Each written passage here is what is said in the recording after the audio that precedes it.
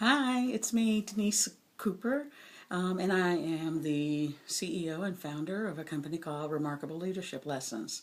And I am so happy that you're here with me once again for this, I don't know, 10 to 15 minute conversation about you living out loud, you achieving your goals, you finding your way in this world to be the most magnificent self that you can be. That's what this is about. It's my gift to you. And again, I'm Denise Cooper, CEO and founder of Remarkable Leadership Lessons. And this whole series of 10, 12, I haven't quite figured out which one is going to be, videos, conversations, is about, and it was inspired by the TV show interview Oprah Winfrey did with the First Lady Michelle Obama. And what has struck me from it is that the First Lady has always said, live out loud, be courageous, be bold, do you. Do the best you can be. Take care of yourself and be good. Be good at what you do. And somehow it seems like we just keep missing that message. It's a message of hope, but hope can only sustain us without effort. And today, I want to talk to you about goals. But before I get on to what to talk about today, I want to talk a little bit about what I already have talked about. So, the first one was about self-awareness. And self-awareness is our ability to know ourselves, know our values, and how our values and our skills and our history come together to create wisdom. And that we can value who we are simply because we are. And what are those strengths, and how do we minimize the impact of our weaknesses so that we can achieve our goals? So that's the first one. The second one was, I've heard a lot and dealt with a lot of people in my business now, and I've been in business long enough as an owner, but even when I was working for corporate America, one of the things that was always present is that not everything goes your way, and sometimes life will kick you in the gut and take your breath away, and you've got to find a way to regroup. And some people are able to do that and others aren't. And that they're great sayings, videos. I mean, check YouTube. There's hundreds of thousands of videos on the, motivational speech of when life gives you lemons, make lemonade. Where, you never fail unless you decide never to give up. Those are great sayings, but they don't really tell you how to get up, how to find that breath when life has kicked you in the teeth, how to reconnect with who you are when you've just found out that who you are and who you want to be may not be working. So that's the second one. And then the third one was about dreams. I believe we do not dream enough. We get older, we grow up, and the first thing that goes out the window is how to dream. Yet dreams are important because without dreams, we can never create a vision of what's possible. And without vision, your vision is like your compass.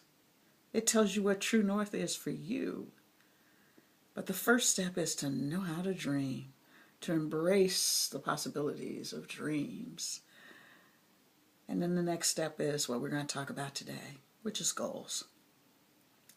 I think in all our efforts to be more precise and to deconstruct how to achieve goals, that we've forgotten that achieving a goal is pretty simple.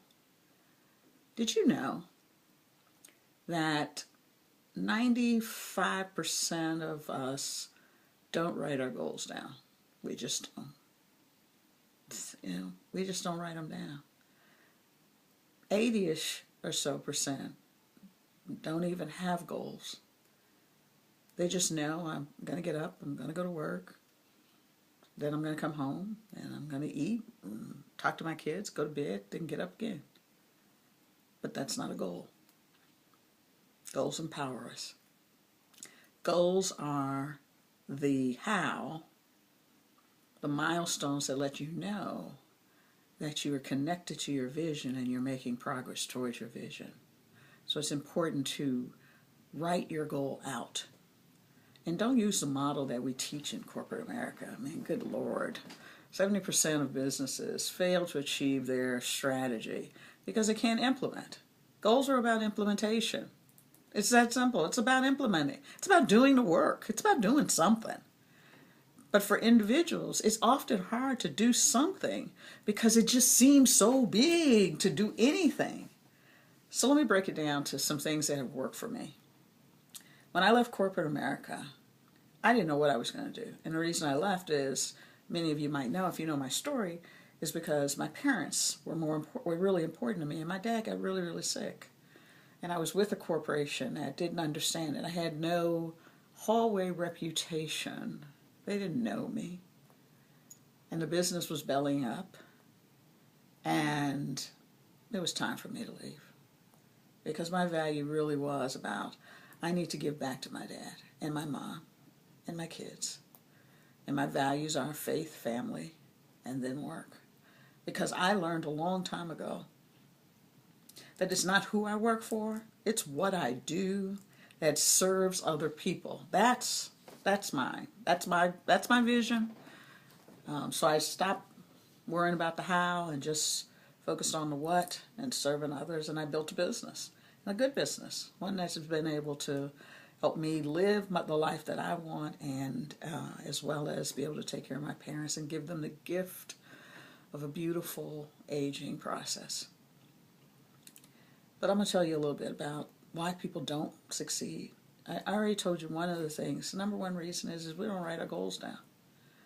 And I think sometimes it's because we don't think our goal is big enough or our goal is too big. But write something down. For years, I started the process by coming up with a saying for the year. One year I had clear the clutter, and it was about physical clutter. It was about mental clutter. Sometimes it was about the clutter of the minds and the words that were whispering in my ear that kept me from really focusing on doing what I needed to do, or they weren't helping me to have the courage to stay the course when the course was the right course for me. It may not have been the right course for them, but they projected it wasn't right for them onto me, and I needed to clear those voices out of my life. I need to learn how to speak my truth. So I spent a year speaking my truth to those people who I thought were worthy to hear my truth. But I spoke my truth. I had to learn how to trust myself. And if my gut didn't tell me, heck yes, then it was an absolute no. And so that was one of the things that I did. And that was the goal, is to live out my truth one year. To clear the clutter was another. To trust myself. And if it wasn't a heck yes, then it was absolute no. And that my gut and who I am, I'm smart enough, I'm good enough, I'm courageous enough, I know what's good for Denise, and I need to stand in that purpose.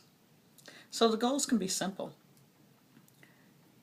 The other thing that I want to tell you about why most people don't commit or don't at least succeed in their goals is that they have an either-or mentality. We work for corporations, and we constantly ask for this work-life balance. And we look to them to give us work-life balance. Make it so that I can work in a way that I've got balance between being that person and this. And this either-or mentality keeps us from achieving our goals. We're not either-or, it's both and. So how do we create both and?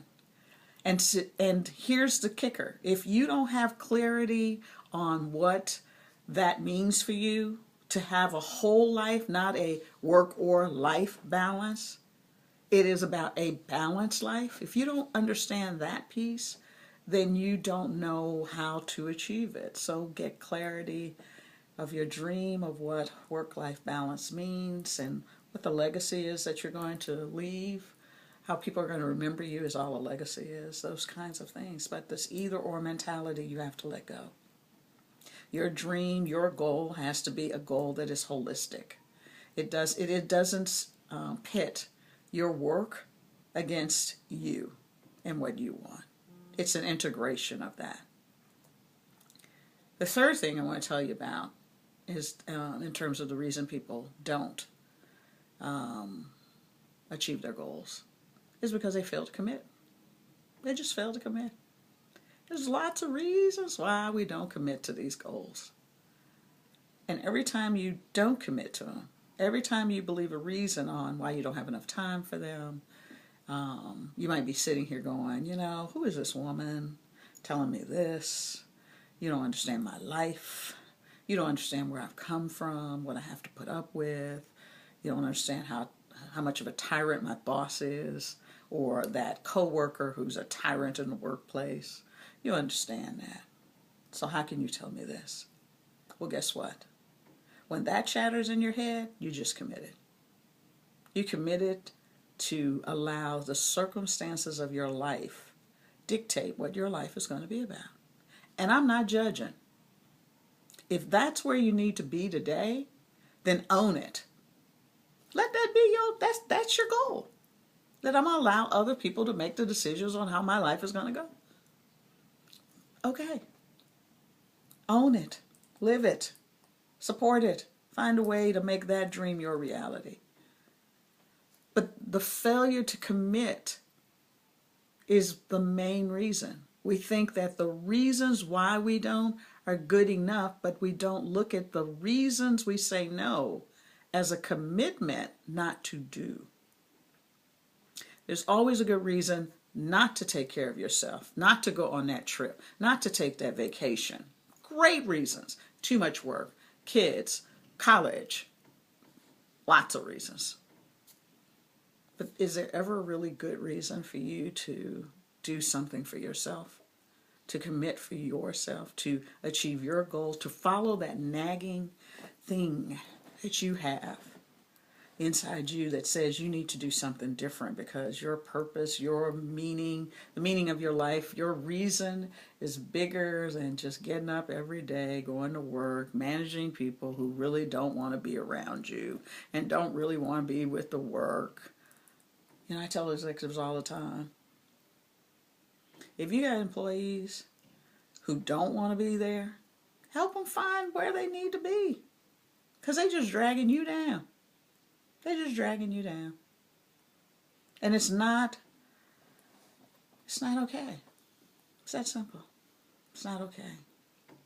So I want you to have that opportunity. I want you to not have an either or mentality. I want you to have a both and mentality. I want you to commit, and I want you to own your commitment.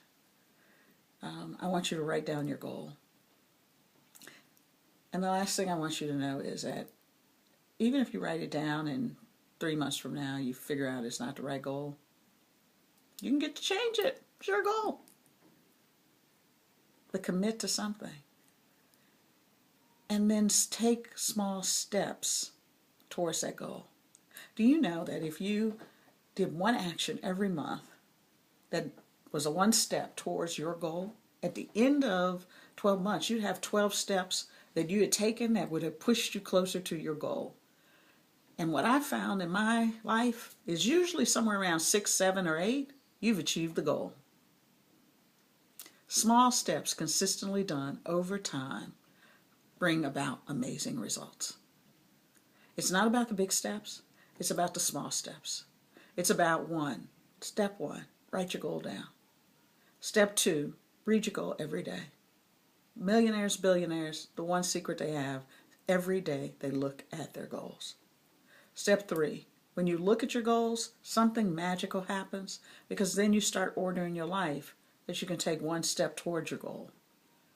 And remember, 6, 7, 8 steps generally get you on your way to the goal. And for many of you, you will achieve your goal. This is your opportunity. This is your opportunity. You don't have to do something big. Start small.